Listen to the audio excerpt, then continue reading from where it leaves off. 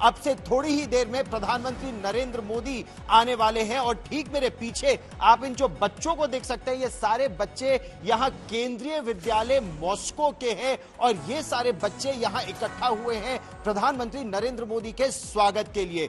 ये प्रधानमंत्री नरेंद्र मोदी का पहला रूस का दौरा है अपने थर्ड टर्म में और यह पहली उनकी द्विपक्षीय यात्रा भी है और इसीलिए इसका महत्व यहां बहुत ज्यादा बढ़ जाता है, न केवल भारत के लिए बल्कि रूस के लिए भी। और उसके बारे में भी हम विस्तार से बात करेंगे कि किस तरह से जैसे ही प्रधानमंत्री नरेंद्र मोदी का विशेष विमान यहां मॉस्को के एयरपोर्ट पर लैंड करेगा तो वहां पर उन्हें गार्ड ऑफ ऑनर दिया जाएगा और उस गार्ड ऑफ ऑनर के बाद एक हाई लेवल रिसेप्शन प्रधानमंत्री का एयरपोर्ट पर होगा और वहां से वो सीधे यही इस होटल आएंगे जहां काफी उत्सुकता से ये सारे बच्चे उनकी प्रतीक्षा भी कर रहे हैं। और इन्हीं बच्चों से पूछते हैं क्या नाम है आपका और कौन सी क्लास में आप? My name is Ayan Goswami and I'm a student of class 7. और आप यहाँ क्यों आए हैं? I am here to Hindi में बात करिए, मातृभाषा में। मैं इधर हूँ हमारे प्रधानमंत्री श्री नरेंद्र मोदी जी को वेलकम करने के लिए। अच्छा, आप कौन सी क्लास में हैं? मेरा नाम अनन्या राय है, मैं 12वीं क्लास से हूँ एंड मैं यहाँ पे श्रीमती नरेंद्र मोदी जी से मिलने के लिए आई हूँ। तो आप प्रधानमंत्री नरेंद्र मोदी यहाँ पर आ रहे हैं, आपको इसके बारे में किसने बताया? इसके बारे में हमें एम्बेसी से पता चला कि प्रधानमंत्री नरेंद्र मोदी यहाँ पे आ रहे हैं। तो उसको लेकर क्या सोच है आप लोगों की? मेरा सोच है कि मैं बहुत प्राउड हूँ कि वो आ रही है मॉस्को में और मेरे को चाहिए कि वो और पुतिन जी को अच्छे रिलेशंस हो सकते हैं फ्यूचर में। क्या बात है, आप तो बहुत, कौन सी क्लास में आप? 7th में पढ़ता हूँ। आप 7th में पढ़ते हैं और आपको अभी से ही मालूम है भारत और रूस के संबंधों के बारे में? हाँ, बहुत देर से पता है। क्या नाम है आपका? मेरा नाम साबिर इम्तियाज है। अरे शाबाश साबिर, एक्सीलेंट। आपका क्या नाम है? मेरा नाम लविका ज्ञानी है एंड मैं 8th क्लास से हूँ। अरे वाह, और यहाँ पर कुछ वॉलंटियर्स भी हैं। आपने अपनी टी शर्ट पे आप यहाँ आ जाइए ताकि कैमरा पर आपको देखा भी जा सके। क्या नाम है आपका? और मेरा नाम आयुष है और मैं यहाँ पे एमएससी न्यूरो साइंस कर रहा हूँ। आप डॉक्टर एमएससी न्यूरो साइंस? नहीं, डॉक्टर नहीं, मैं रिसर्च कर रहा हूँ। मैं रिसर्च साइंटिस्ट हूँ यहाँ पर। जी जी। तो यहाँ पे जैसे हम जानते हैं कि मोदी जी आने वाले हैं, ये बहुत इंपॉर्टेंट है भारत और रूस दोनों के लिए, क्योंकि हम जैसे देख रहे हैं कि इस वक्त ब्रिक्स जो है एक बहुत ही इंपॉर्टेंट ऑर्गेनाइजेशन बन चुका है। अगर हम बात करें इकोनॉमी की, हम बात करें बिजनेस की, हम बात करें मिलिट्री स्ट्रेंथ की, इन सब चीजों पे ऊपर से यहाँ पे एक भारतीयों को एक बहुत मुश्किल का सामना करना पड़ रहा है कि जो ट्रांजैक्शंस होती हैं इंडिया में वो डायरेक्ट ट्रांजैक्शन का कोई भी सोर्स नहीं है। तो एक उस पर भी बात मेरे को लगता है इस बार होगी, तो वो इम्पोर्टेंट चीज होगी। आपसे भी मैं निवेदन करता हूँ आप बीच में आ जाए। बेटा आपका क्या नाम है और आप कौन सी क्लास में हैं? मेरा नाम ऋत्विक है, मैं 7th क्लास से हूँ। अच्छा, और ऋत्विक आप यहाँ क्यों आए हैं? मैं यहाँ पर हमारे प्राइम मिनिस्टर का स्वागत करने आया हूँ। कैसे करेंगे आप उनका स्वागत? हम नारे लगाएंगे उनके लिए और उन्हें बहुत अच्छी तरह से अच्छी तरह से उन्हें बोलेंगे कि यह हमारी जो एम्बेसी है और हमारा स्कूल है वो आपके लिए बहुत उत्सुकता से आपका इंतजार कर रहे हैं। उत्सुकता से इंतजार कर रहे हैं आप लोग, विच इज वेरी नाइस। तो इस तरह से स्वागत की तैयारियां हैं। अब से थोड़ी ही देर में यहाँ पर कई रूसी कलाकार भी पहुंचेंगे और वो जो रूसी कलाकार यहाँ पर हैं उन्होंने एक गरबा तैयार किया है। वो गरबा का आयोजन यहाँ पर होगा और अब से थोड़ी देर में ये तैयारियां भी शुरू हो जाएंगी कि किस तरह से जब प्रधानमंत्री यहां आएंगे तो गरबा से वो रूसी कलाकार उनका स्वागत करेंगे। ये भारतीय छात्र छात्राएं प्रधानमंत्री का स्वागत करेंगे। यहां पर स्कूलों के टीचर्स, बच्चे, वॉलंटियर्स, कॉलेज स्टूडेंट्स यहां सब इकट्ठा हुए हैं। ये तो हुई आज की बात। एक कम्युनिटी इवेंट यहां पर कल भी होगा और लगभग 500 भारतीय मूल के लोग प्रधानमंत्री नरेंद्र मोदी को सुनने के लिए मॉस्को में आएंगे। भारत और रूस के बीच जो संबंध है वो बहुत मजबूत है। उन संबंधों को और ज्यादा कैसे मजबूत किया जाए, प्रधानमंत्री बनने के बाद ये उनकी पहली द्विपक्षीय यात्रा है, रूस हो रही है। ऐसे समय जब एक नेटो की भी बैठक हो रही है और रूस और यूक्रेन के बीच तनाव भी है, इससे दुनिया को क्या संदेश जाता है, देखिए ये रिपोर्ट।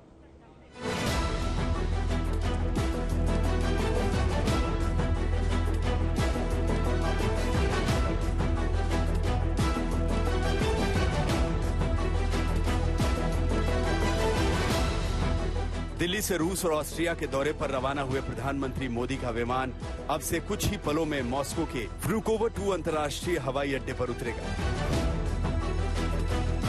प्रधानमंत्री मोदी का यह दौरा भारत रूस की दोस्ती के लिए कितना मायने रखता है, इसे कुछ बातों से समझा जा सकता है। ये रूस यूक्रेन युद्ध के बाद पीएम मोदी का पहला रूस दौरा है। ये भारत में तीसरी बार सरकार बनाने के बाद नरेंद्र मोदी का पहला द्विपक्षीय दौरा है। रूस में राष्ट्रपति का चुनाव जीतने के बाद पुतिन अपनी पहली द्विपक्षीय बैठक भारत के प्रधानमंत्री के साथ करेंगे। ये साल 2000 में भारत रूस संबंधों को मजबूत बनाने के लिए शुरू किए गए सालाना शिखर सम्मेलन के आयोजन के तहत 22वां शिखर सम्मेलन है। Prime Minister Modi is going to Moscow. President Putin mentioned to me that he is looking forward very much to that visit.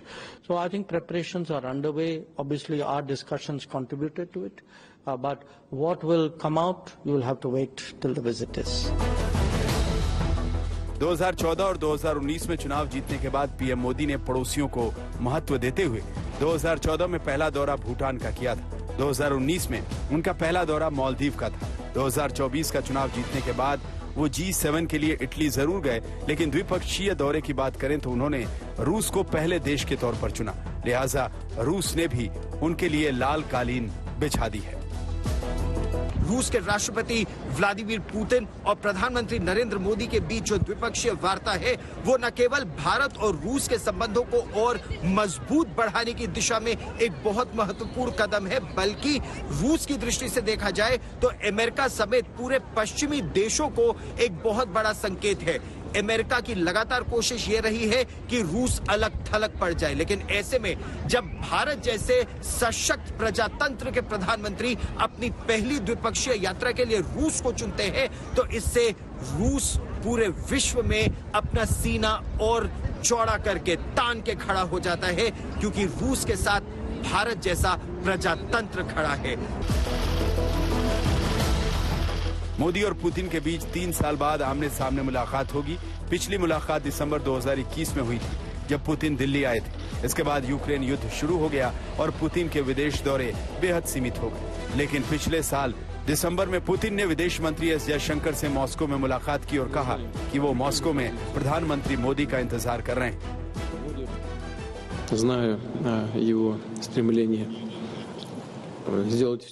आप उन्हें मेरी शुभकामनाएं दीजिएगा और कहिएगा कि हम रूस में उनका इंतजार कर रहे हैं। वैसे मैं समझता हूं कि अगले साल भारत की घरेलू राजनीति में काफी व्यस्तता रहेगी। भारत में आम चुनाव होने वाले हैं। हम भारत में अपने दोस्तों को सफलता की शुभकामनाएं देते हैं।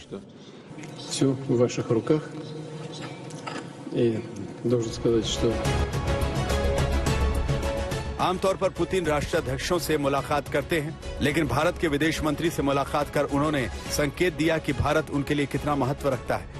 इस बीच नरेंद्र मोदी के नेतृत्व वाले एनडीए के आम चुनाव में जीत हुई और वो द्विपक्षीय शिखर सम्मेलन के लिए रूस पहुंच रहे हैं। रूस दौरे से पहले उन्होंने सोशल मीडिया एक्स पर पोस्ट करते हुए कहा, अगले 3 दिनों तक रूस और ऑस्ट्रिया में रहूंगा। ये यात्राएं इन देशों के साथ संबंधों को गहरा करने का शानदार अवसर होंगी, जिनके साथ भारत की समय की कसौटी पर खरा उतरने वाली मित्रता है। मैं इन देशों में रहने वाले भारतीय समुदाय के साथ बातचीत करने के लिए उत्सुक हूँ। भारत ने इस बात को हर बार माना है कि रूस ने हमेशा उसका साथ दिया है और कभी उसके हितों के खिलाफ कोई काम नहीं किया। ऐसे में जब यूक्रेन युद्ध शुरू हुआ तो भारत ने शांति की अपील जरूर की, लेकिन रूस की कभी निंदा नहीं की। यही नहीं, रूस से किफायती कच्चे तेल की खरीदारी को कई गुना बढ़ा दिया। साल 2022-23 में रूस से कच्चे तेल की खरीदारी 13 गुना बढ़ाकर $37 बिलियन तक पहुंच गई, जो 2021-22 में $2.5 बिलियन से भी कम थी। भारत अपने कच्चे तेल का 35% रूस से खरीदता है। भारत रूस का रक्षा साझेदार भी है। मिग, सुखोई जैसे विमानों और पनडुब्बियों के अलावा वो रूस से S-400 जैसे डिफेंस मिसाइल सिस्टम खरीद रहा है। उसके साथ मिलकर ब्रह्मोस क्रूज मिसाइल बना रहा है। इसके अलावा भी दोनों देशों के रिश्ते एक दूसरे के लिए बेहद अहम हैं और इस दौरे से मजबूती और बढ़ेगी। गौरव सावंत, मॉस्को, आज तक। और मॉस्को में उत्साह लगातार बढ़ता जा रहा है। अब से थोड़ी ही देर में प्रधानमंत्री नरेंद्र मोदी का विशेष विमान मॉस्को के डिफेंस का जो अंतर्राष्ट्रीय एयरपोर्ट है वहां पर लैंड करने वाला है और प्रधानमंत्री का विशेष स्वागत, एक गार्ड ऑफ ऑनर प्रधानमंत्री नरेंद्र मोदी को मॉस्को एयरपोर्ट पर दिया जाएगा। जबरदस्त तैयारियां एयरपोर्ट पर भी, और मॉस्को लगातार ये दिखाने की कोशिश कर रहा है कि ये कितनी महत्वपूर्ण है प्रधानमंत्री नरेंद्र मोदी की ये यात्रा। इस बीच में आपको ये भी यहाँ बता दूं कि प्रधानमंत्री के स्वागत के लिए जिस होटल में हम यहाँ मौजूद हैं उसमें किस तरह की तैयारियां चल रही हैं, आपको सीधे वो तस्वीरें दिखाता हूँ किस तरह से तैयारियां यहाँ पर इस होटल में चल रही हैं। दिखाने का प्रयास कर रहे हैं कि किस तरह से यहाँ तैयारियां हो रही हैं। ये देखिए, भारतीय समुदाय यहाँ पर जो इकट्ठा है वो भारतीय समुदाय में भी उत्साह जबरदस्त है।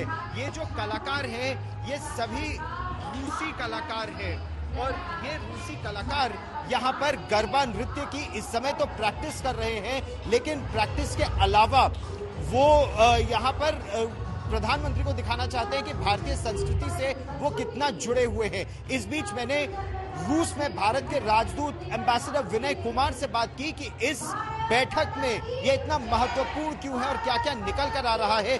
सुनिए क्या कहा एम्बेसडर विनय कुमार ने।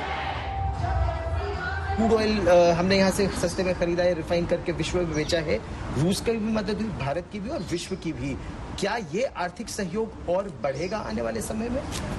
हम दोनों ही देशों की तरफ से कोशिश निरंतर जारी है कि ट्रेड को और बढ़ाया जाए और एक्सपोर्ट आइटम्स भी बढ़ाए जाएं, जिससे जो एनर्जी इंपोर्ट के कारण जो भारत